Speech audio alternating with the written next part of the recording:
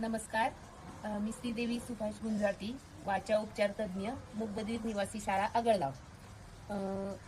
आमच्या येथे मूकबधीर विद्यार्थी प्रवेशित असतात. त्यांना बीटी श्रवण यंत्र म्हणजे कानामागच्या यंत्राची खूप गरज असते.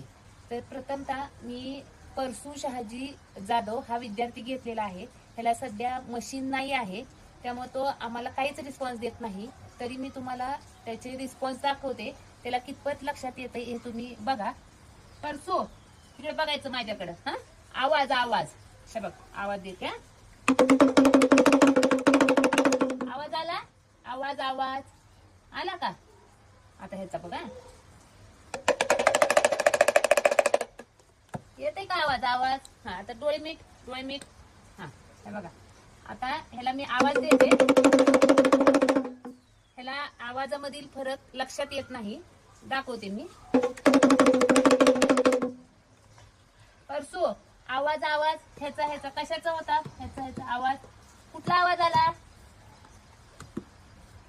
दोन्ही दोन्ही आवाज आले, दोन्ही आवाज आले तुला.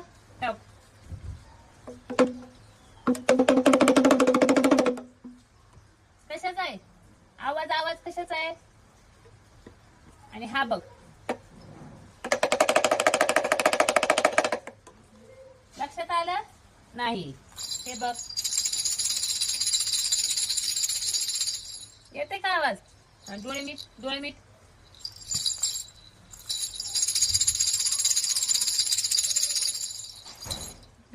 कशाचा आवाज होता? आवाज ह्याचा होता. चूक, चूक सांगितलं तू, बरोबर नाही, चूक. बघा, आपण दुसरा आवाज देऊ. हा, पुढे सर.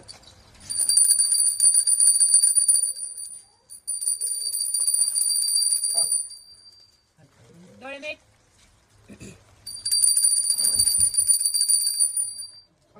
आला आवाज? आवाज आवाज कशाचा होता? कशाचा आवाज होता? आवाज आवाज कशाचा होता?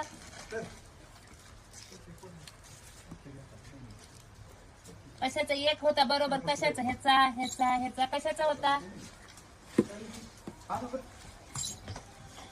ह्याचा आवाज आवाज आवाज ह्याचा होता. ह्याचा होता का?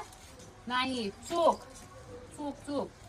तर अशा प्रकारे मशीन नसल्यामुळं ह्यांना आवाजातील फरक लक्षात येत नाही. तसे उच्चाराच्या बाबतीत म्हणायचं झालं तरी हे जे उच्चार असतात आपले स्वर व्यंजन, हे सुद्धा ह्यांना नीट लक्षात येत नाही. काय आहे? अ अ अ अ अ अ